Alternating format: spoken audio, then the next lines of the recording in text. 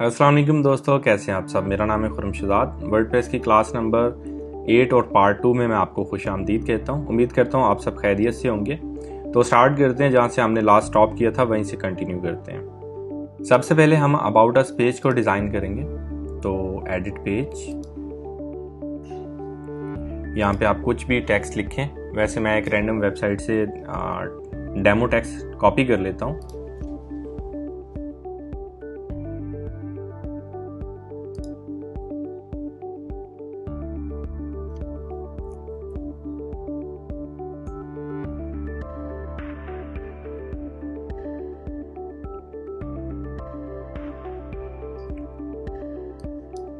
मैं यहाँ से इस हेडिंग को कॉपी करके अपनी वेबसाइट में पेस्ट करता हूँ और एक पैराग्राफ, इसको मैं अपडेट करता हूँ। वैसे स्टाइलिंग आप खुद भी कर सकते हैं, बोल्ड, इटैलिक, जो भी करना चाह रहे हैं, लेकिन हम इसको अपडेट करते हैं और इस लिंक को क्लिक करते हैं। जो टेक्स्ट हमने लिखा है वो हमारे पेज के ऊपर अपडेट हो गया। डिज़ाइन बहुत ही सिंपल है। बेसिक में ज़रूरी है कि आप डिफ़ॉल्ट डिज़ाइन के ऊपर काम करें। एक्सपर्टीज़ हो जाए तो आप डिज़ाइन वन क्लिक के ऊपर चेंज भी कर सकते हैं, उसकी सेटिंग भी अपडेट कर सकते हैं। तो अबाउट अस पेज हमारा क्रिएट हो गया। अब हम चलते हैं नेक्स्ट कैटेगरी, नोकिया के अंदर हम कोई भी एक पोस्ट ऐड करते हैं। टेस्ट पोस्ट ऐड करके देखते हैं, और वो भी एंड्रॉयड या विंडोज़ कैटेगरी के अंडर। तो वापस चलते हैं एडवांस पैनल में। सेक्शन है हमारा पोस्ट, ऑल पोस्ट। फिलहाल हमारे पास एक हेलो वर्ल्ड की पोस्ट है जो कि ऑलरेडी सैमसंग कैटेगरी में है, और अगर हम सैमसंग कैटेगरी के ऊपर क्लिक करके चेक करें तो इसके अंडर हमारी वो पोस्ट शो कर रहा है जो कि हमें पहले मेन पेज के ऊपर शो कर रहा था हेलो वर्ल्ड पे। वापस चलते हैं होम पेज पे। ये वो हेलो वर्ल्ड पोस्ट है जो बाय डिफ़ॉल्ट आपके होम पेज पे लैंड हो रही है। होम पेज को भी हम कस्टमाइज कर सकते हैं, लेकिन पहले हम कैटेगरीज पे काम करते हैं, फिर होम पेज पे आते हैं। वापस चलते हैं एडवांस पैनल में, ऐड न्यू पोस्ट।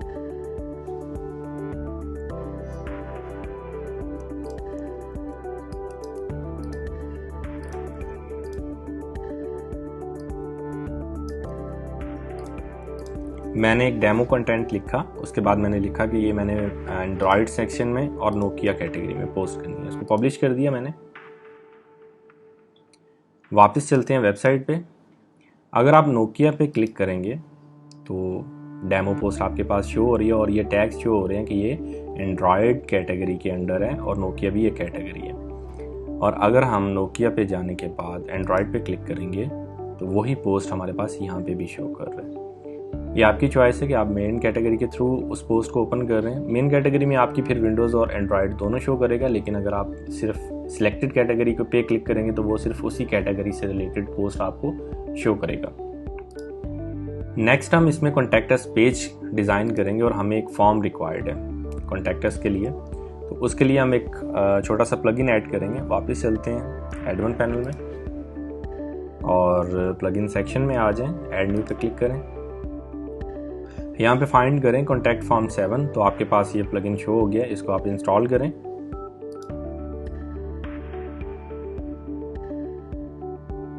एक्टिवेट,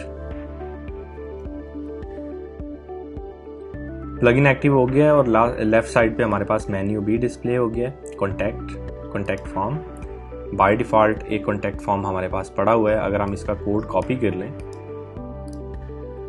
और पेज में आ जाएं, इसको एडिट पेज करें और यहाँ पे उस कोड को हम पेस्ट कर देते हैं। ये एक्चुअली शॉर्ट कोड है, और इसको अपडेट करते हैं। वापस चलते हैं अपनी वेबसाइट पे,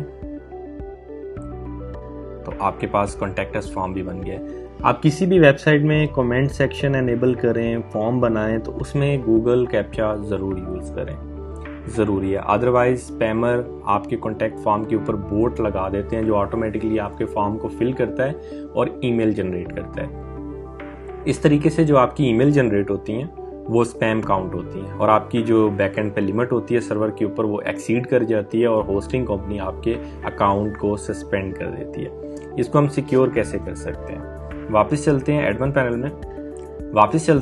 पैनल में इंटीग्रेशन, रिकैप्चा। अगर आप इस लिंक को एक नए टैब पे ओपन कर लें, एडमिन कंसोल में आ जाएं, अपना डोमेन नेम लिखें,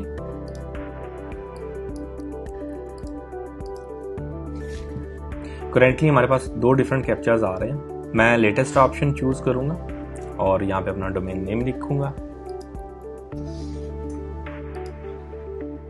उसके बाद इसको एक्सेप्ट करते हैं और सबमिट कर देते हैं। डोमेन नेम में आपने सिर्फ डोमेन नेम लिखना है, बाकी पैरामीटर ऐड नहीं करने। सबमिट करते हैं। हमारे पास कीज़ जनरेट हो गई हैं, इसको हम कॉपी करते हैं। याद रखें, हर वेबसाइट के लिए आप नई कीज़ जनरेट करेंगे। सेम कीज़ हर वेबसाइट पे नहीं ऐड होंगी या उसकी सेटिंग हमें चेंज करनी पड़ेगी, तो फिर हम एक ही कीज़ को मल्टीपल वेबसाइट में भी यूज़ कर सकते हैं। लेकिन मेरी रिकमेंडेशन है कि आप हर वेबसाइट के लिए डिफरेंट कीज़ जनरेट करें। तो इसको कॉपी करते हैं, वापस आ जाएं, पेस्ट कर दें। इसी तरीके से इसको भी कॉपी करते हैं, पेस्ट कर दें और सेव चेंज कर दें। सेटिंग हमारी सेव होगी। वापस चलते हैं वेबसाइट पे, इस पेज को रीलोड करते हैं तो ये नीचे हमारे पास कैप्चा आइकन डिस्प्ले हो गया। इसका मतलब कैप्चा हमारे फॉर्म के ऊपर एनेबल हो चुका है, हमें मजीद कोई सेटिंग नहीं करनी। अब हम देखना चाहते हैं कि जो ईमेल इस फॉर्म के थ्रू जनरेट होगी वो किस ईमेल के ऊपर जाएगी, उसकी सेटिंग क्या है। तो वापस चलते हैं एडमिन पैनल में, कॉन्टैक्ट फॉर्म, एडिट, मेल। यहाँ पे ये मेल करेगा इस ईमेल के ऊपर सेंड फ्रॉम। इस ईमेल से आप इसका टाइटल चेंज कर सकते हैं और यहाँ पे भी आप मेंशन करें वही ईमेल जिसके ऊपर ये सेंड कर रहा है, ज़रूरी है। सब्जेक्ट में आप सब्जेक्ट लिखते हैं।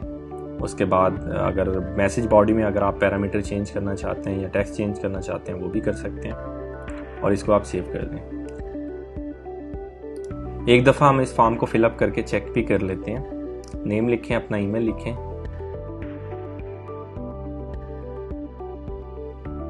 सब्जेक्ट हाय, टेस्ट ईमेल, थैंक्स, और इसको सेंड करते हैं। मेल हमारी सक्सेसफुली सेंड हो गई है। अपना ईमेल चेक करें, आपके पास मेल भी रिसीव हो जाएगी।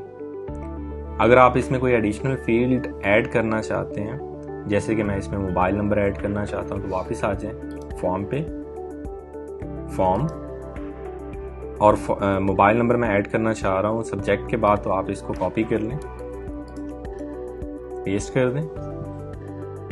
यहाँ पे आप लिखें मोबाइल नंबर और मोबाइल नंबर लिखने के बाद यहाँ पे आप टेक्स्ट योर सब्जेक्ट की जगह योर मोबाइल नंबर कर दें। अगर ये फील्ड रिक्वायर्ड है तो इसके स्टार्ट में स्टार लगा दें, स्टैटिक, और इसको सेव करते हैं। वापस चलते हैं पेज के ऊपर और पेज को करते हैं रिफ्रेश। Mobile number,